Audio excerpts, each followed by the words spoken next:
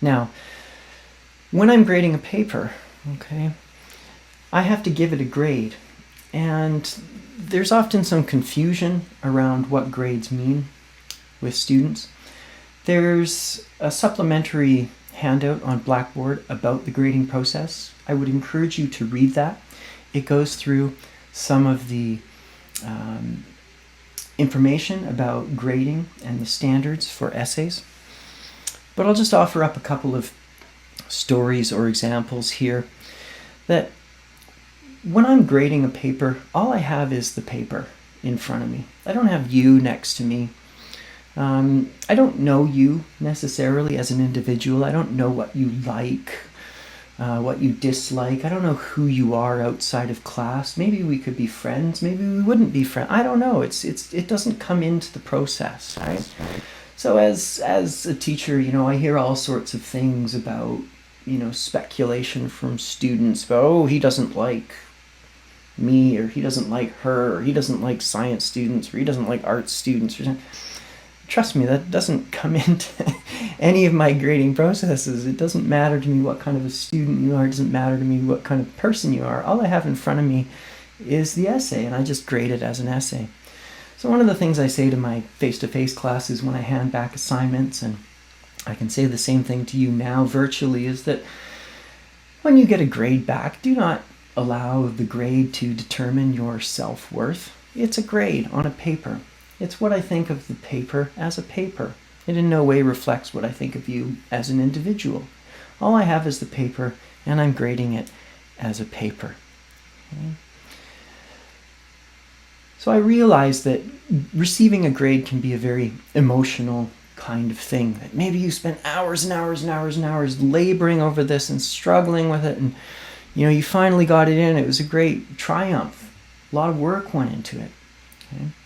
And then you get a mark that isn't up to your standards, and you're disappointed and deflated. I get that. I've been there. I've done that. I've received my fair share of terrible marks. Maybe you just whipped it off the night before, and you got a terrible mark. And that's where grading, from my side, is really challenging when I think about it from the student's side, is that the student who labors and labors and labors and gets a D, and the student who whips it off the night before and gets a D, they get the same grade, but the amount of effort, the amount of commitment to those two assignments is very, very different. It's the same grade. It's a very different effect on different students. Okay? So to be clear, when I'm grading, I try and take the emotional dimension out of it. I'm not grading on any kind of punitive scale here. I'm not trying to be mean, and I'm not trying to be nice. I'm trying to be as objective as I can. Another example is that when I had a discussion with a student approached me and said to me, I got my paper back, and I wanted to know why I received such a low grade. And I don't remember every grade I give on every paper to every student, because I usually have over 100 students a term. It's very hard to keep them all straight in my head. And I said, oh, what grade did you get? And the student said, I got a 73. And I said, well, that's actually a good grade. And right there is where we see very different understandings of the grading process, about expectations, about performance. So in the course syllabus, there is a list of the grading schema.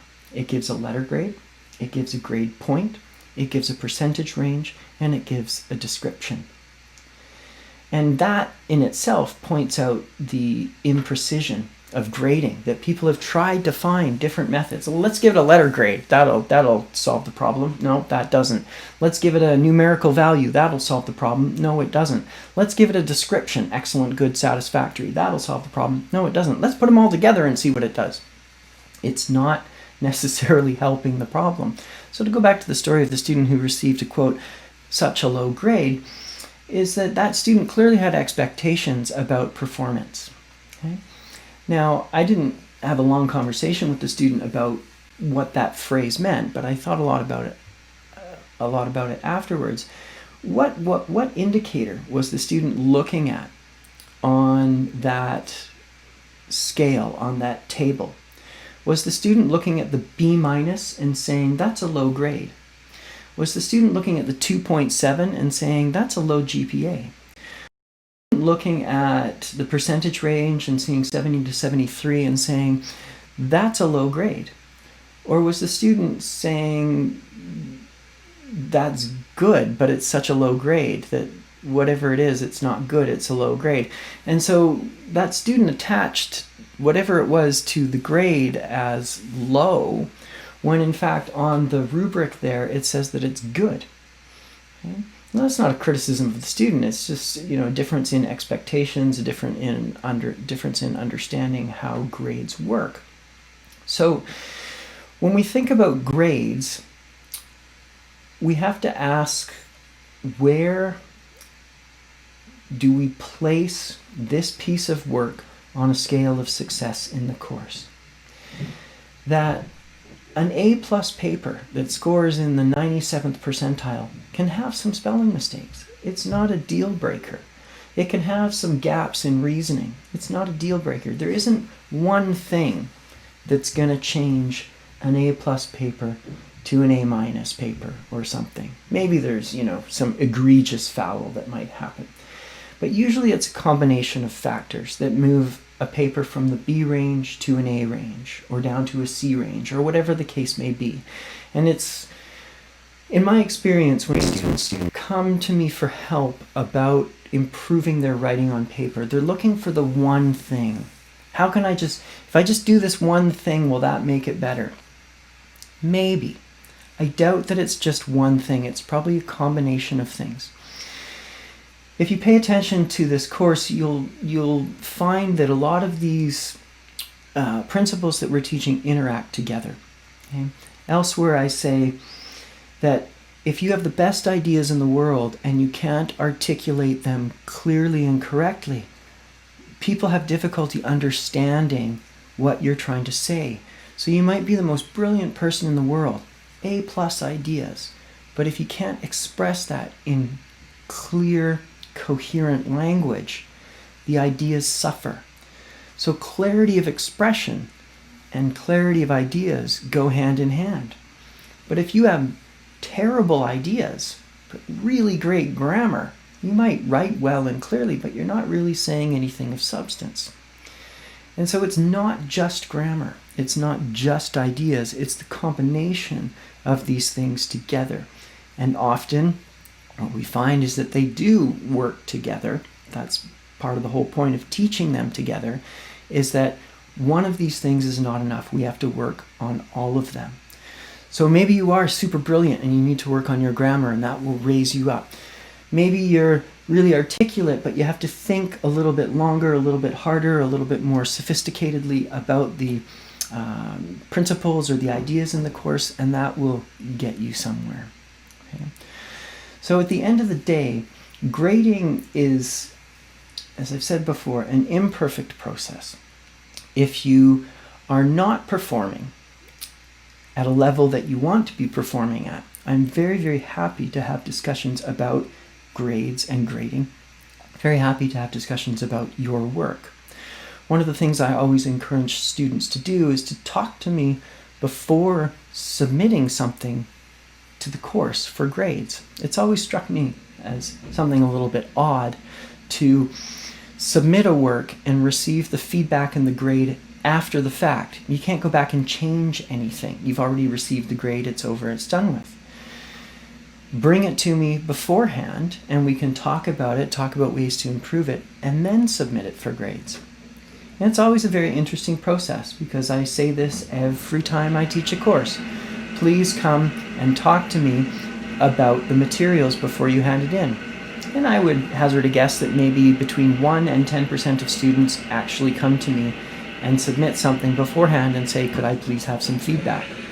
And I know that there's practical reasons why that happens. Because again, I was a student. I left some things till the last minute too. I'm not saying that's the case with everybody, but that was certainly the case with me. So I'm here to try and help you be successful in this course. And I realize that some students have different measures of success. Some students just want to pass the course. They get the 50 and they get the credit. They're out of here. They're happy. They're good. That's what you want. We can work on getting you that. If you're a super high achiever, you have great expectations of yourself, and you want to get 99% in this course, we can talk about ways to do that. Okay? And all I want to convey in this is that I'm aware of the complexity of this problem, and I want you to feel comfortable having direct and open conversations with me about grading, about expectations. Because I find the worst thing that we can fall into is if we get into that game of, well, if I can just figure out what he wants, give that to him, and then he'll be happy and I'll get a good grade. I'm not playing that game with anybody. I can tell you, the various criteria, and I'll explain it on the assignments as we go through the course, that I want you to write clearly, I want you to think clearly, I want you to work on the sophistication of your ideas and on your critical thinking, to make meaningful distinctions and to make good arguments about the topics that we're discussing. Those kinds of things will get you very, very far in this course.